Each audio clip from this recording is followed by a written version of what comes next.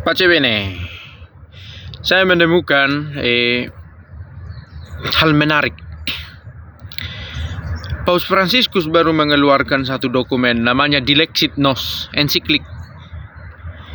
Ia telah mencintai kita. Itu judulnya.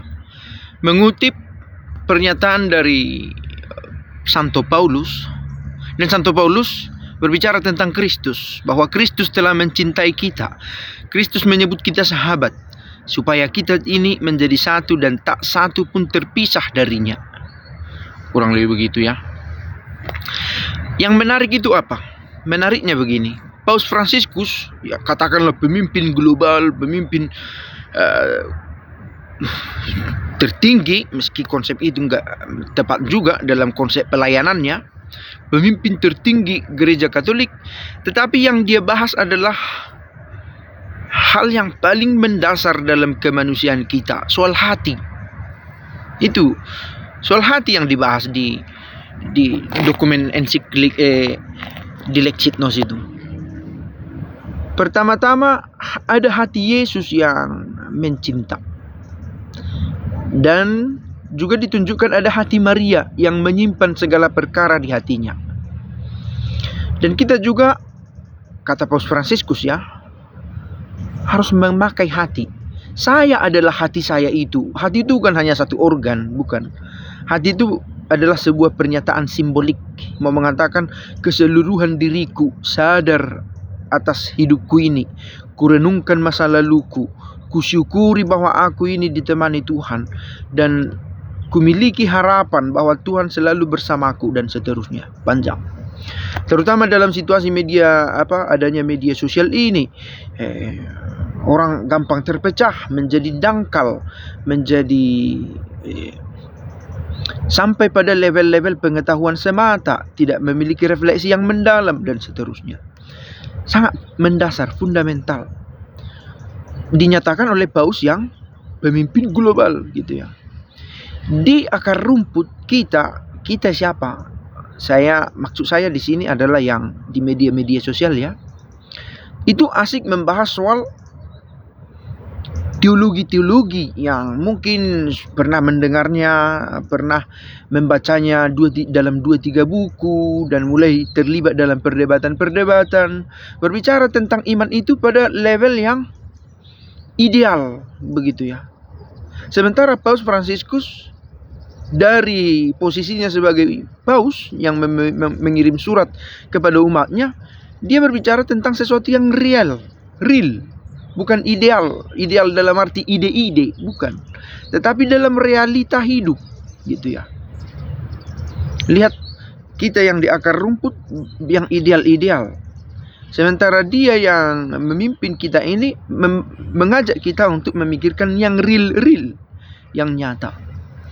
Nah, syukur bahwa Paus Fransiskus menulis dokumennya bukan melulu soal teologi-teologi yang tinggi-tinggi, yang justru seringkali kita buat sebagai orang yang masih terbatas pemahaman kita. Boleh dibilang begitu ya. Pemahaman di sini bukan pengalaman ya, bahwa setiap orang memiliki pengalaman tentang dan dengan Tuhan, jelas itu ya. Dan kita nggak bisa katakan salah akan pengalaman itu. Tidak ada yang salah, namanya pengalaman sendiri ya. Tetapi ketika sampai pada pemahaman, pada teori, pada konsep, kita bisa terbatas ya, terbatas pengetahuan kita, terbatas referensi yang kita punya, terbatas lingkungan yang mendukung kita untuk mendalami teori-teori tentang Allah ini, untuk dibahas secara ilmiah, terbatas kita gitu ya. Nah, sementara dalam keterbatasan kita itu, kita menjangkau yang ideal-ideal ini, yang teoritis-teoritis ini. Dan syukur Paus Fransiskus mengajak kita down to earth, membumi, untuk membahas iman itu. Hatimu itu, perhatikan, kata Paus. Maka kemarin saya pernah katakan dalam satu kebetulan ada beda agama pertemuan itu gitu ya. Oh, Katolik itu begini, Protestan itu begini katanya. Katolik Protestan saling adu terjadi. Saya katakan, oke, terjadi Tapi saya pikir bila kamu temukan dokumen Paus Fransiskus ini baik adanya, pakai juga lah. Dan memang bebas mendownloadnya ya. Dia tidak memonetisasi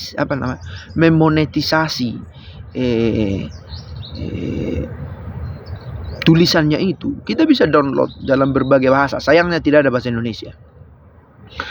Kita bisa download, kita bisa baca. Jadi gereja dari denominasi apapun kiranya bisa mau gitu ya. Apakah bisa mau memakainya gitu ya. Sejauh dia tidak anti pada ada mobil.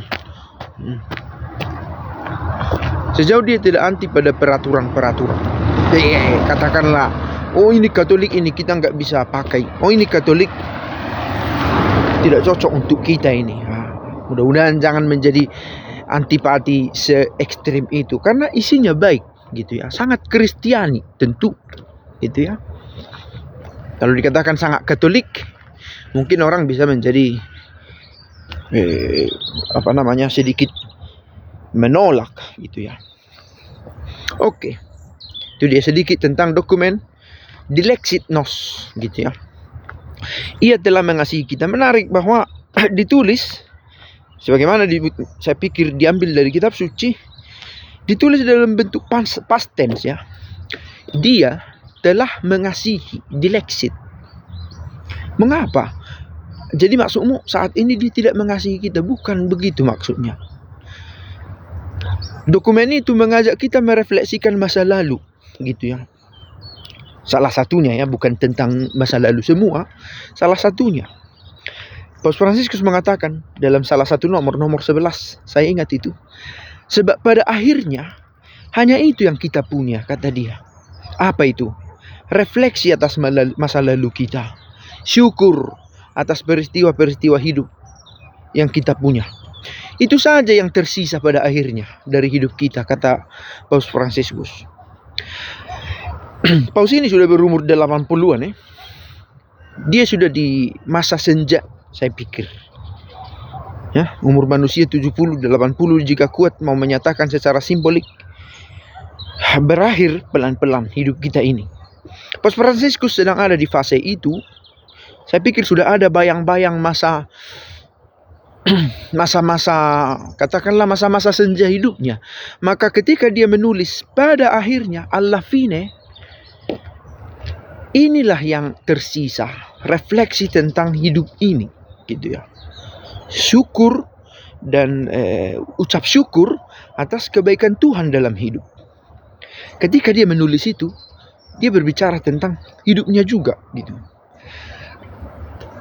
Saya anjurkan bisa juga dibaca itu pelan-pelan ya. Kalau membaca semua mungkin susah. 65 halaman, 220 nomor, 220 paragraf. Nah, sekian. Ciao.